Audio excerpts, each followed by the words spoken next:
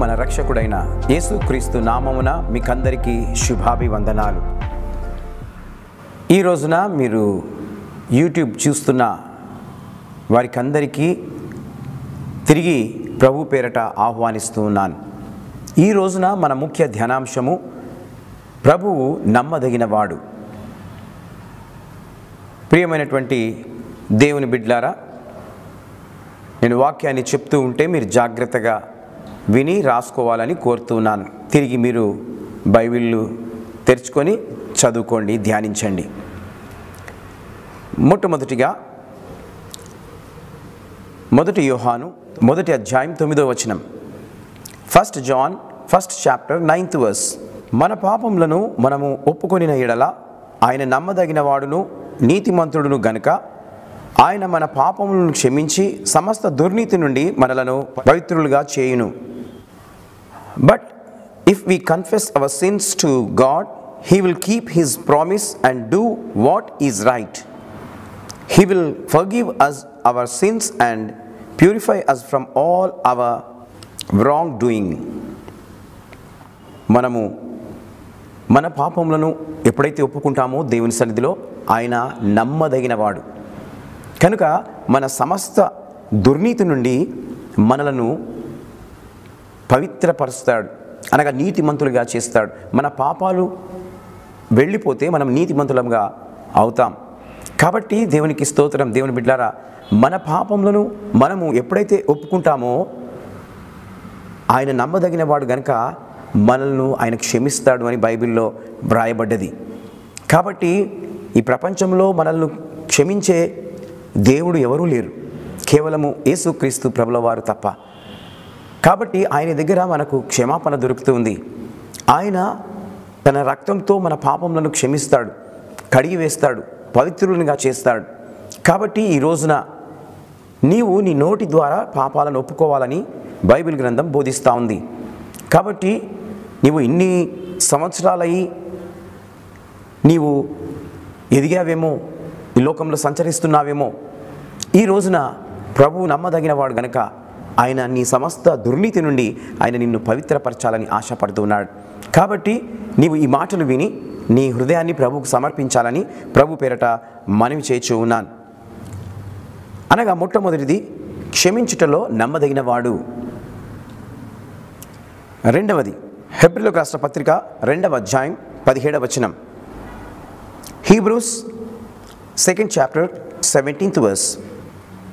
కావున ప్రజల పాపములకు పరిహారము కలుగజేయుటకై దేవుని సంబంధమైన కార్యములలో కనికరమును నమ్మకము గల ప్రధాన యాజకుడు అగు నిమిత్తము అన్ని విషయంలో ఆయన తన సహోదరుల వంటివాడు కావలసి వచ్చాను. This means that he had to become like his brothers in every way in order to be their faithful and merciful high priest in his service to God, so that the people's sins would be forgiven. ప్రియమైనటువంటి దేవుని బిడ్డలారా, ప్రజల పాపము కొరకు పరిహారము కలగజేయుటకై దేవుడు తన కుమారుణ్ణి ఈ లోకానికి పంపించినట్లుగా వాక్యంలో మనం చూస్తూ ఉన్నాం. అనగా కుమారుడు ఈ లోకానికి రావాలి అని అంటే తండ్రి పర్మిట్ చేయాలి, పర్మిషన్ ఇవ్వాలి. కనుక ఆ యొక్క పర్మిషన్ తీసుకొని యేసుక్రీస్తు ప్రభుల వారు ఈ లోకానికి రావడం జరిగింది. ఎవరి కొరకు? ఒక్కరి కొరకు కాదు, ప్రజలందరి కొరకు. ఎందుకు? ప్రజలందరూ కూడా దారి తప్పిపోతున్నారు కనుక వారి నిమిత్తమై ఆయన మరి ఆ ప్రధాన యాజకుడిగా ఈ లోకంలోనికి రావడం జరిగింది. అన్ని విషయములలో ఆయన తన సహోదరుడు వంటి వాడు కావాల్సి వచ్చాను. అందరి కొరకు ఒక సహోదరుడు వలె ఆయన ఈ లోకానికి వచ్చాడు. అంత మంచి సహోదరుడు మనకు దేవుడిచ్చాడు. కాబట్టి ఆయన పేరు యేసుక్రీస్తు. కనుక ఆ సహోదరుణ్ణి మనము కలిసి మన తప్పిదములను క్షమించమని అడగాలని దేవుని వాక్యము హెచ్చరిస్తూ ఉంది. ఆయనకు మనం విజ్ఞాపన చేస్తే యేసుక్రీస్తు ప్రభుల వారు దేవునికి విన్నవిస్తారు. కాబట్టి మన విజ్ఞాపనలన్నీ కూడా ఆ ప్రభు వారికి తెలియజేయాలని ఈ మాటలు మీతో పంచుకుంటూ ఉన్నాను. కాబట్టి దేవునికి స్తోత్రం. ఆయన కనికరము గలవాడు, ఆయన నమ్మకము గలవాడు, ఆయన ప్రధాన కాపరి. కాబట్టి మనం ఆయన సన్నిధికి వెళ్ళడంలో ఏమీ తప్పు లేదు. ఆయన మనల్ని ప్రేమించే దేవుడు కాబట్టి ఆ ప్రేమ గల దేవుని దగ్గరికి మనము వెళ్ళాలి. ఆయనలో మనము నమ్మకముగా ఉండాలని దేవుని వాక్యము చెప్తూ ఉంది. రెండవదిగా, విజ్ఞాపన చేయుటలో నమ్మకమైన వాడు. మన కొరకు దేవునికి విజ్ఞాపన చేస్తూ ఉంటాడు యేసుక్రీస్తు ప్రభు. కాబట్టి మనము మన విజ్ఞాపన ఆ యేసయ్యకు తెలియజేయాలని ప్రభు పేరట మనవి చేస్తున్నాను. మూడవది, హెబ్రీయులకు రాసిన పత్రిక 10వ అధ్యాయం 23వ వచనం. Hebrews 10th chapter 23rd verse. వాగ్దానము చేసిన వాడు నమ్మదగిన వాడు గనుక మన నిరీక్షణ విషయమై మన మెప్పుకోనిది నిశ్చయముగా పట్టుకొందుము. Let us hold on firmly to the hope we profess, because we can trust God to keep his promise. దేవునికి స్తోత్రం కలుగును గాక. దేవుని బిడ్డలారా, వాగ్దానము చేసిన వాడు నమ్మదగిన వాడు. వాగ్దానము అని అంటే ఒట్టు, ప్రామిస్. ఆయన నమ్మదగిన వాడు అని అంటా ఉన్నాడు. వాగ్దానం దేవుడు మన పట్ల చేశాడు. ఏమని చేస్తున్నాడు? మన నిరీక్షణ విషయమై మన మెప్పుకొనినది నిశ్చయముగా పట్టుకొందము. చూడండి, మనం ఏదైతే నిశ్చయించి యేసుక్రీస్తుని పట్టుకున్నామో అది ఎప్పటికీ వదలకుండా మనము పట్టుకోవాలని దేవుని వాక్యము సెలవిస్తూ ఉంది.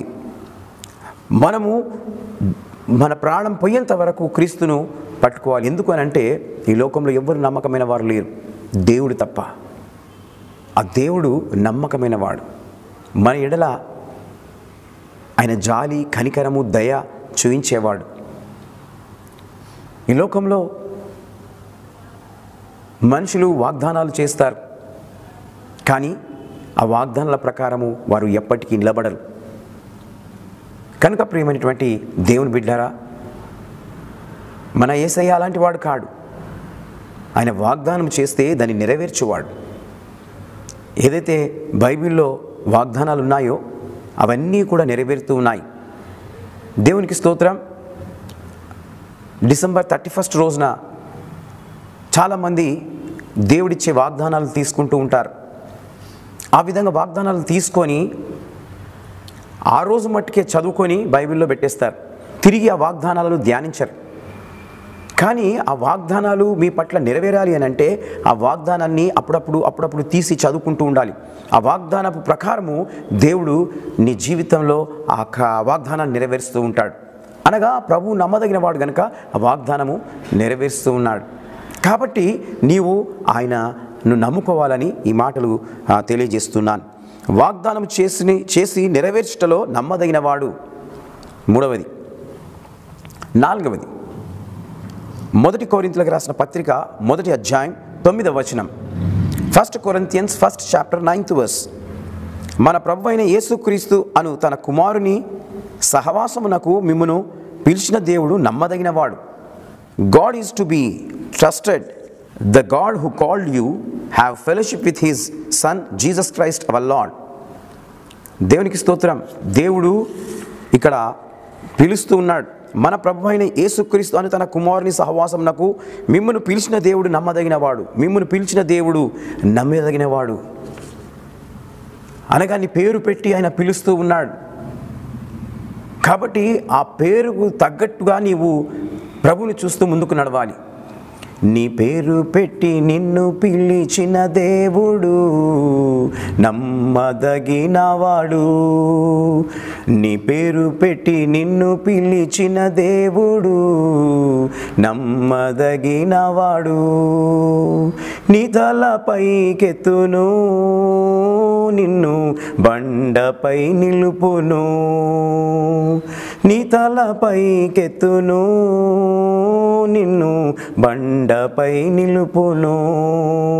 నీ పేరు పెట్టి నిన్ను పిలిచిన దేవుడు నమ్మదగినవాడు. నీ పేరు పెట్టి నిన్ను పిలిచిన దేవుడు నమ్మదగినవాడు. అవును ప్రియమైనటువంటి దేవుని బిడ్డలారా, నీ పేరు పెట్టి దేవుడు పిలుస్తూ ఉన్నాడు. ఆయన మార్గంలో నడవడానికి, ఆయన మంచితనాన్ని, ఆయనతో నీవు సహవాసం చేయడానికి నీ పేరు పెట్టి ఆయన పిలుస్తూ ఉన్నాడు. కాబట్టి నీవు ఆయనతో సహవాసం చేయడం నేర్చుకో. ఆయన మంచి దేవుడు, నీకే కష్టం వచ్చినా ఆదుకునే దేవుడు, ఆపద్ బాంధవుడు. కాబట్టి అలాంటి దేవుని నీ విడిచిపెట్టకూడదని ఈ రోజున ఈ మాటలు మీతో పంచుకుంటూ ఉన్నాను. ఆయన ఈ రోజున నిన్ను పిలుస్తున్నాడు రమ్మని. కాబట్టి దేవునికి స్తోత్రం. ఆయన ఎలాంటి వాడంట? పిలుచుటలో నమ్మదగినవాడు. 4వదిగా చూస్తూ ఉన్నాం, పిలుచుటలో నమ్మదగినవాడు. 5వది 2 తెస్సలోనికలో 3వ అధ్యాయం 3వ వచనం. 2 Thessalonians 3rd chapter 3rd verse. అయితే ప్రభువు నమ్మదగినవాడు, ఆయన మిమ్మును స్థిరపరిచి దుష్టత్వము నుండి కాపాడును. But the Lord is faithful and he will strengthen you and keep you safe from the evil one. ప్రభువు నమ్మదగినవాడు, ఆయన మిమ్మును స్థిరపరిచి దుష్టత్వము నుండి కాపాడును. దుష్టత్వము అనగా సాతాను, దయ్యము, దాని నుండి కాపాడడానికి నమ్మదగినవాడు. నీవు ఎప్పుడైతే దేవునికి ప్రార్థన చేస్తావో ఆయన నమ్మదగినవాడు అని వాక్యంలో సెలవిస్తూ ఉంది. అనగా కాపాడబడతావు. దేవుడు కాపాడుతాడు నిన్ను. నీవు ఏదన్నా అపాయంలో ఉన్నప్పుడు, లేకపోతే ఒంటరిగా నువ్వు ప్రయాణం చేస్తున్నప్పుడు, నీకు భయము కలిగినప్పుడు ఆయన నిన్ను ఆ దుష్టత్వము నుండి కాపాడడానికి సమర్థుడు. కనుక ఆయనను విడిచిపెట్టకుండా ఆయనను వెంబడించాలని యేసుక్రీస్తు నామంలో నేను ఈ మాటలు మీకు తెలియజేస్తూ ఉన్నాను. కనుక ప్రియమైనటువంటి దేవుని బిడ్డలారా, వింటున్న మీరందరూ కూడా ప్రభువు మీద నిరీక్షణ ఉంచాలని ప్రభు పేరట మనవి చేయించు ఉన్నాను. ఎందుకనంటే ఆయన మరి కాపాడుటలో నమ్మకమైన వాడు. నీకేలాంటి ఆపద రాని నీవు ఒక్క ప్రార్థన చేయి, దేవుడు నిన్ను కాపాడుతాడు. ఆయన కాపాడే దేవుడు, రక్షించే దేవుడు, భయాందోళన నుంచి విడిపించే దేవుడు. కనుక ఆయనను వెంబడించాలని ఈ మాటలు తెలియజేస్తూ ఉన్నాను. 6వది ద్వితీయోపదేశకాండం 7వ అధ్యాయం 9వ వచనం. Deuteronomy 7th chapter 9th verse. కాబట్టి నీ దేవుడైన యెహోవా తానే దేవుడనియు, తన్ను ప్రేమించి తన ఆజ్ఞలను అనుసరించి నడుచుకొని వారికి తన నిబంధన స్థిరపరచువాడని, 1000 తరముల వరకు కృపచూపువాడును, నమ్మదగిన దేవుడు అనియు, తను ద్వేషించు వారిలో ప్రతి వారిని బహిరంగముగా నశింపజేయుటకు వారికి దండన విధించువాడనియు నీవు తెలుసుకొనవలెను. Remember that the Lord your God is the only God and that He is faithful. He will keep His covenant and show His constant love to the 1,000 generations of those who love Him and obey His commands. దేవునికి మహిమ కలుగును గాక. దేవుని బిడ్డలారా, కాబట్టి నీ దేవుడైన యెహోవా తానే దేవుడనియు, తను ప్రేమించి తన ఆజ్ఞను అనుసరించి నడుచుకుని వారికి, చూడండి, తనను ప్రేమించి అనగా దేవుణ్ణి ప్రేమించి తన ఆజ్ఞల ప్రకారం నడుచుకోవడానికి ఆయన నమ్మదగినవాడు. తన నిబంధనను స్థిరపరచువాడు నీవే. నిజమే, దేవునికి స్తోత్రం. ఆయన నిబంధనను స్థిరపరచువాడవు నీవు. ఈ రోజున వింటున్న నీవు ఆయన నిబంధనను స్థిరపరచాలని కోరుతున్నాను. ఆ విధంగా స్థిరపరిస్తే నిన్ను 1000 తరముల వరకు కృప చూపుతాడట. He will show his grace upon you. ఆయన కృప నీ మీద చూపుతాడట. ఒకవేళ తన్ను ద్వేషించు వారిలో ప్రతి వారిని బహిరంగంగా నశింపజేయుటకు, చూడండి, ఆయనను ఎవరైతే ద్వేషిస్తారో వారిని బహిరంగంగా నశింపజేస్తాడట. అనగా దేవుడు ప్రేమించే వారిని ఆయన 1000 తరముల వరకు దీవిస్తానంటా ఉన్నాడు. కాబట్టి ఎవరైతే ద్వేషిస్తారో దేవుణ్ణి వారిని నశింపజేస్తాడట. కాబట్టి మనము ద్వేషించే వారిగా ఉండకూడదు. దేవుడు ఎంత మనకు సహకారిగా ఉంటాడంటే అంత సహకారిగా ఉంటాడు. కాబట్టి మనము ఎప్పుడు దేవుని ద్వేషించే వారిగా ఉండకూడదు. దేవుణ్ణి ప్రేమించే వారిగా ఉంటే 1000 తరాల వరకు నీవు అభివృద్ధి చెందుతావు, ఆశీర్వదింపబడతావు. అందుకే బైబిల్లో ఉంది, ఒక్క దినము ఆయన మందిరంలో గడిపితే 1000 దినాల వరకు ఆయన నిన్ను దీవిస్తాడట. దేవునికి స్తోత్రం కలుగును. అనగా ఒక్క దినము మందిరానికి వస్తే 1000 దినాల వరకు నీకు జీతం ఇస్తాడు. ఎవరిని ఇస్తారా అండి? ఊరికైనా ఇస్తారా? పని చేస్తేనే జీతం ఇస్తారు. కానీ ప్రభువు, నీవు ఒక్క గడియ ప్రభు సన్నిధిలో గడిపితే 1000 సంవత్సరాల వరకు ఆయన నిన్ను దీవిస్తాడని మాట్లాడుతూ ఉన్నాడు. కాబట్టి దేవునికి స్తోత్రం. ఆయన వారిని దండన విధించువాడనియు నీవు తెలుసుకొనవలెను. దేవుడు ప్రేమ చూపుతాడు, దండిస్తాడు. కాబట్టి మనం దండింపబడకుండా ఉండాలి అంటే మనం దేవుణ్ణి ప్రేమించాలి. ఆయన ప్రేమ ప్రజలలో ఎంత విస్తారంగా విస్తరించిందంటే అది చెప్పజాలనిది. యేసయ్య ప్రేమ మన కొరకు ఆయన సిలువలో తన పవిత్రమైన రక్తాన్నంతా ధారపోశాడు.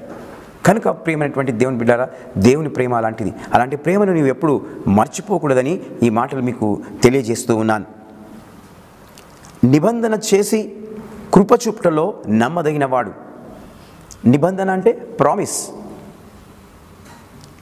నిబంధన దేవునితో మనం చెయ్యాలి. అప్పుడు ఆయన మనకు కృప చూపిస్తూ ఉంటాడు. ఆఖరిగా 7వది, 1 తెస్సలోనిక 5వ అధ్యాయం 23వ వచనం, 24వ వచనం. 1 Thessalonians 5th chapter 23rd and 24th verse. మీ ఆత్మయు జీవమును శరీరమును నిందారహితముగా కాపాడబడునుగాక. మిమ్మును పిలుచువాడు నమ్మదగినవాడు గనక అలాగు చేయును. దేవునికి మహిమ. దేవుని బిడ్డలారా, ఆ వాక్యము చాలా పెద్దగా ఉంది. నేను షార్ట్ చేసి చదివి వినిపిస్తూ ఉన్నాను. Your spirit, soul and body free from every fault. He who calls you will do it because he is faithful. మీ ఆత్మయు జీవమును శరీరము. చూడండి, ఈ యొక్క శరీరంలో 3 ఉన్నాయి. ఒకటి ఆత్మ ఉంది, 2వది జీవం ఉన్నది, 3వది శరీరం ఉన్నది. ఆత్మ, జీవము, శరీరం నిందారహితంగా కాపాడబడునుగాక. చూడండి, వీటికి నిందలు వస్తాయి. అనగా మాటలో నిందలు వస్తాయి, చూపులో నిందలు వస్తాయి, శరీరం ద్వారా నిందలు వస్తాయి. కాబట్టి వీటిని 3ను మనం కాపాడుకోవాలి. యేసు ప్రభువును నమ్మిన ప్రతి వ్యక్తి వీటి నుండి కాపాడబడాలి. బైబిల్లో ఇంకొక చోట రాయబడ్డది, నేత్రాశ, జీవపు డంబము, శరీరాశ. అనగా వీటి ద్వారా మానవుడు పాపంలో పడిపోతూ ఉంటాడు. కాబట్టి వీటిని జయిస్తే మనము లోకమును జయించినట్లే. కనుక ప్రియమైనటువంటి దేవుని బిడ్డలారా, ఈ యొక్క శరీరానికే నిందలు వస్తూ ఉంటాయి. మనం ఎవరితోనైనా మాట్లాడుతూ ఉంటే ప్రతి మాట జాగ్రత్తగా మాట్లాడాలి, ప్రేమతో మాట్లాడాలి. చెడుగా ఎప్పుడు మాట్లాడకూడదు, అప్పుడు నింద వచ్చేస్తుంది. కాబట్టి అది రాకుండా మనము కాపాడుకోవాలని దేవుని వాక్యము మనకు సెలవిస్తూ ఉంది. ఎందుకంటే మిమ్మల్ని పిలిచిన వాడు నమ్మదగిన వాడు గనుక అలాగు చేయును. కనుక ప్రియమైనటువంటి దేవుని బిడ్డారా, ఈ రోజున ఈ వాక్యాన్ని వింటున్న మీకందరికీ యేసుక్రీస్తు పేరిట బ్రతిమిలాడి ఈ మాటలు మీకు తెలియజేస్తున్నాను. మనం ఎంతో కాలము ఈ లోకంలో ఉండిపోవడానికి రాలేదు. కాబట్టి మన దేవుడు నమ్మదగిన వాడు కనుక ఆ నమ్మదగిన వారి దగ్గరికే మనము వెళ్ళవలసిన రోజు ఒకటి తటస్థిస్తుంది. కాబట్టి ఆ రోజు కొరకు మనం ఎదురు చూస్తూ మన జీవిత యాత్రలో మనము ప్రభు దృష్టిలో నమ్మకంగా ఉండాలని ఈ మాటలు మీకు తెలియజేస్తూ ఉన్నాను. 7వదిగా, ప్రాణాత్మ శరీరములను సంపూర్ణముగా ఉంచుటలో నమ్మదగినవాడు. మొట్టమొదటిగా మనం చూసుకున్నాం, క్షమించుటలో నమ్మదగినవాడు. 2వది, విజ్ఞాపన చేయుటలో నమ్మదగినవాడు. 3వది, వాగ్దానము చేసి నెరవేర్చుటలో నమ్మదగినవాడు. 4వది, పిలుచుటలో నమ్మదగినవాడు. 5వది, కాపాడుటలో నమ్మదగినవాడు. 6వది, నిబంధన చేసి కృపచూపుటలో నమ్మదగినవాడు. 7వది, ప్రాణాత్మ శరీరమును సంపూర్ణముగా ఉంచుటలో నమ్మదగినవాడు. దేవునికి స్తోత్రం కలుగును గాక. ఈ మాటలు మీ హృదయాల్లో భద్రంగా భద్రపరచుకోవాలని చెప్తూ ముగిస్తున్నాను. దేవుడి మాటలు దీవించి ఆశీర్వదించును గాక. ప్రార్థన చేసుకుందాం. కళ్ళు మూసుకోండి. స్తోత్రం ప్రభువా, పరిశుద్ధుడా, సర్వశక్తిమంతుడా, నీకు వందనాలు నాయన. ఈ రోజున నీ వాక్యాన్ని వినగలిగే చెవులను, మంచి హృదయాన్ని మాకిచ్చినందుకు నీకు స్తోత్రం ప్రభా. వింటున్న ప్రతి బిడ్డ ప్రభువు నమ్మదగిన వాడని తెలుసుకొని ప్రభా, మరి బిడ్డలందరూ ఆ విధంగా నీ మీద నమ్మకం ఉంచుటకు సహాయం చేయండి. క్షమించుటలో నమ్మకమైన వాడవని, కృపచూపుటలో నమ్మకమైన వాడవని, ప్రాణాత్మ జీవంలను కలిసి సంపూర్ణముగా చేయుటలో నీవు నమ్మకమైన వాడవని, ప్రభా నీవు పిలిచిన దేవుడవు, నమ్మదగిన వాడవని ఎన్నో 7 అంశాలను, పాయింట్స్ని మేము ధ్యానించాం. కాబట్టి తండ్రి, వింటున్న ప్రతి బిడ్డ మనుషుల మీద నమ్మకం పెట్టకుండా, అధికారుల మీద నమ్మకం పెట్టకుండా, వీరి మీద నమ్మకం పెట్టకుండా, నిన్ను చూస్తూ నీ మీద నమ్మకం పెట్టుటకు సహాయం చేయండి. అవును ప్రభువా, నిన్ను నమ్ముకున్నవాడు ఎన్నడూ చెడిపోడు. నిన్ను నమ్ముకొని వారు ఎంతోమంది చెడిపోయిన వారు ఉన్నారు. కనుక నిన్ను నమ్ముకొని నా వ్యక్తి హెచ్చింపబడ్డాడు. తండ్రి నీకు స్తోత్రం. ఆ విధంగా ప్రతి బిడ్డ నిన్ను నమ్మి వారి కష్టాల నుండి, వారి ఇబ్బందుల నుండి, వారి నిందల నుండి వారు హెచ్చింపబడుటకు సహాయం చేయండి. వాటన్నిటిని జయించుటకు సహాయం చేయండి. పరిశుద్ధాత్మదేవా, విన్న ప్రతి బిడ్డ హృదయము నీకు సమర్పించలాగా సహాయం చేయండి. నీవే అద్భుతాన్ని జరిగించి నీ నామమునకు మహిమ, ఘనత, ప్రభావాలు తెచ్చుకొనమని, ఎవరైనా అనారోగ్యంగా ఉంటే వారిని ముట్టండి, స్వస్థపరచండి. నీ గాయము స్వస్థపరిచే గాయం ప్రభువానికి స్తోత్రం చెల్లిస్తున్నా. వాళ్ళు కూర్చొని వింటున్నా, నడుస్తూ వింటున్నా, నిలబడి వింటున్నా, పడుకొని వింటున్నా, వారి పట్ల నీవే మాట్లాడి నీ నామమునకు మహిమ తెచ్చుకొనమని త్వరగా రానైన యేసుక్రీస్తు నామంలో ప్రార్థించి వేడుకొంచున్నాను తండ్రి. ఆమేన్, ఆమేన్, ఆమేన్.